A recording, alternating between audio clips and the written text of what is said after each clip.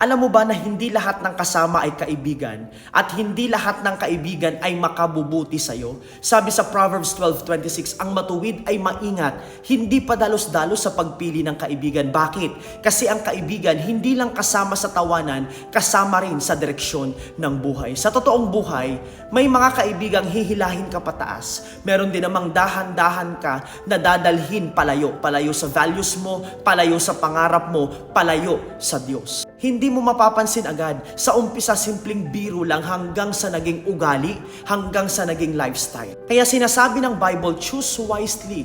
Ang maling barkada, hindi ka laging itutulak sa kasalanan. Minsan ililigaw ka lang hanggang sa malayo ka na pala. Hindi ibig sabihin na iwanan mo ang lahat.